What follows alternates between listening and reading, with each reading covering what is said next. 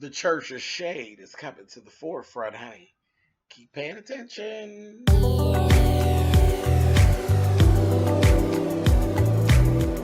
And I'm like, come on through, Cookie. I want to put my soapbox. That's basically it. Let's talk about drag and all its forms.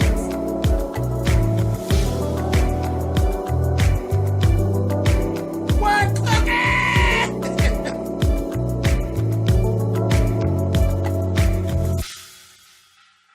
Hey guys, thanks so much for clicking on the video. This is my review for Greenleaf Season 2, Episode 2. We start this episode off right in the midst of the shady shit.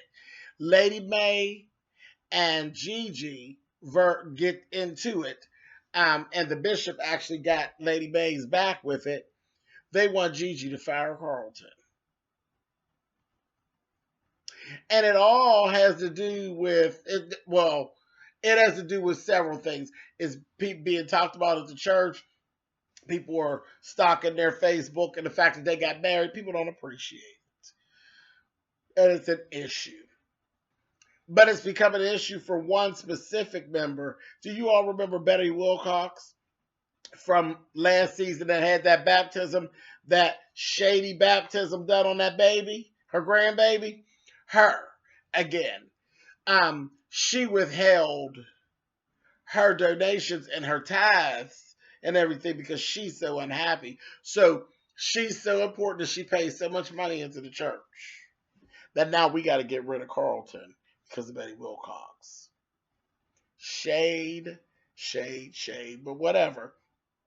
So Gigi, we actually see Gigi going around and around. Gigi actually went to Charity and talked to Charity about it. Charity, you know, she big, bad, and tough. She goes on back. She goes to talk to Lady Mae about it because remember, they actually, you know, told her we're not going to do this. And now they're backpedaling the pussy popping, and here we are, right doing the thing that we said that we wasn't going to do. So Lady Mae wasn't trying to hear that shit.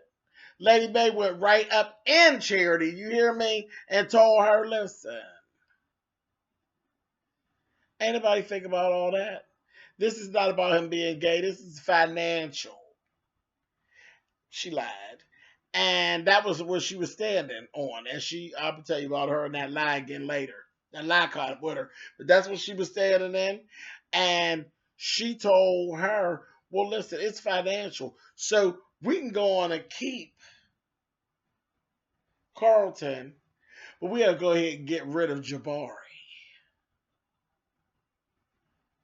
which is the guy who's producing her album and sniffing behind her ass. Okay? And you know Lady Mae don't miss nothing. So she threw it right up on the table, honey. We get rid of your boy toy and you can keep your sissy. Capiche?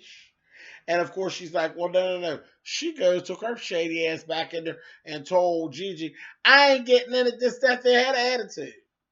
I'm not getting in your mess, Gigi, this, that, thing, and the other. And then Gigi wasn't moving fast enough for Lady Mae. So Lady Mae took her ass on down there and she fired Carlton. And told Carlton, you know, that same lie. And Carlton got her so thoroughly together and told her,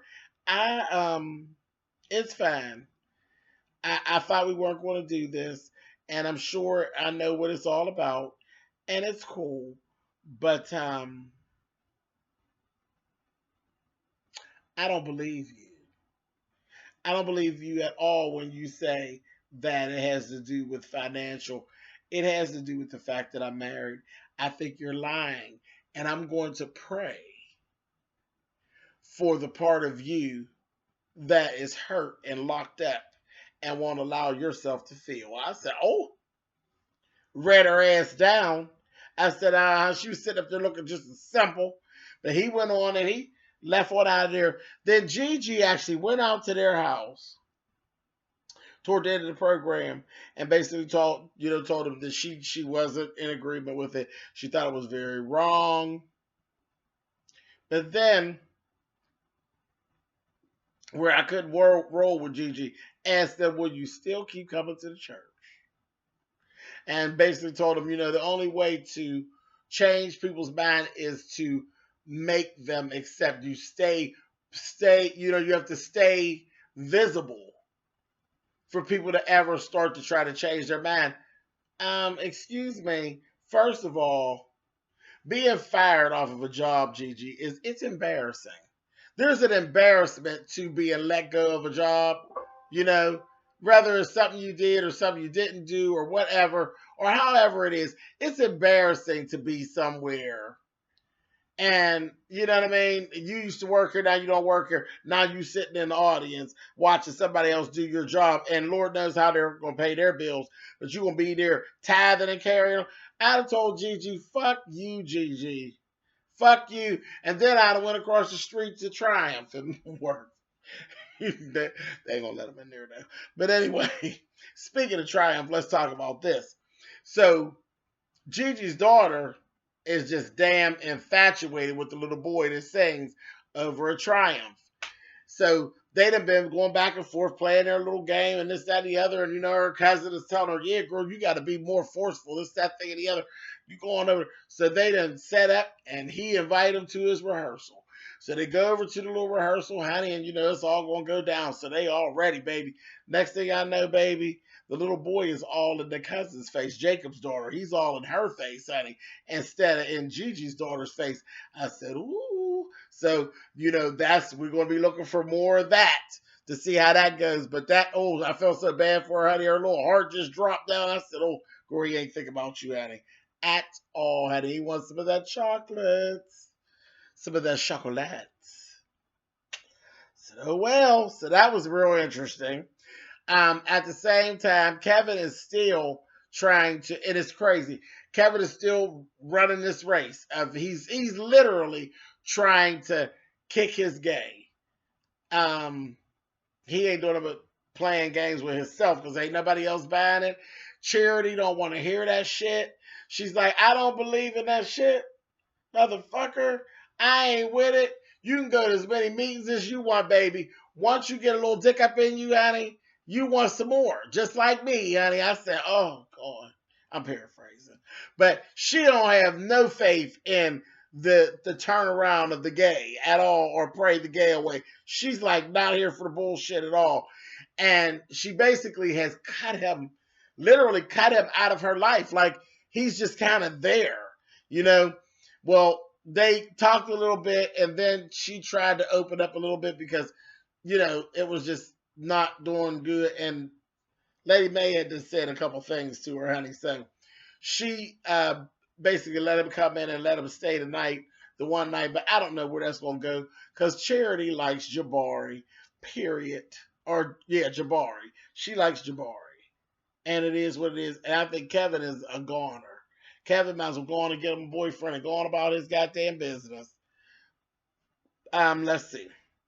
What else went on down to this?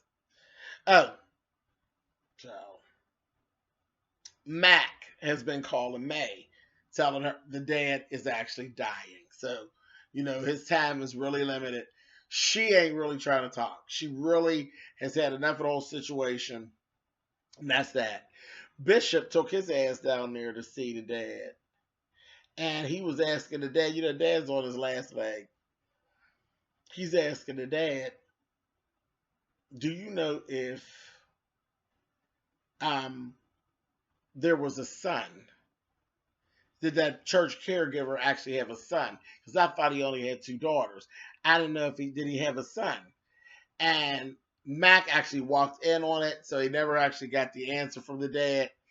Him and Mac had a little exchange. Mac says, he said, do not talk to me. Do not. Don't talk to me. He said, the Lord tells me I have to forgive you, but I will never forget. Do not talk to me. And went on. Then Max sat with the dad, and the dad, now he done did all the dirt in the world that he wanted to do, and this old bastard sitting over there telling him, I don't want to die. I ain't ready to die yet. Well, guess what, mister? I like to rape my daughter, and I like to pillage and molest my daughter. You're going to die, and it's going to be soon. So suck it up. And Mac's sitting over there, honey. And he's rubbing his head and telling him it's going to be scary at first. It's going to be dark, but then light is going to come. Lying to him, honey. And he said, then you're going to swim all the way across to the Lord. He's lying to you, honey. The only thing he said was true. It's going to be scary. It's going to be dark. And then there's going to be light. But you won't be swimming to the Lord, honey. Your ass is going to be on fire. Bastard. Anyway, so the two of them, honey, I still look at them commiserating and consort with each other. Honey, they're thieves of the temple, honey, them two. Mess. Had me pissed off. Anyway, moving on. So, there was a little point there where that damn Lady May, she's another one, honey. She went fire on the heels of her shoes, too. Sitting around talking about, to Gigi, gonna say, I received Betty Wilcox's pledge check. And Gigi just looked at her and said, congratulations. I said, oh, okay. A mess. An absolute mess. Jacob and his wife and daughter, and the baby, they finally moved out. And it was real tumultuous. Lady Mae kept trying to get the father to make up with Jacob, but he's not. And then Jacob ain't really open to it either. And they really had words. Family had words. So nothing is ever good enough for you. With me, it's always whatever it is. If I try to do something I think is good, you're gonna tell me how Gigi could have did it better. So I'm done with all that. And he said, you say what you want to say about Maisie Skanks. And he said, the one good thing, he's not a false prophet. And baby, when I tell you it was like Jacob had taken a knife and sliced his dad's throat, I said, But the worker Maisie is just as full of hellishness as the father is, and Jacob has yet to follow that, just to figure that out.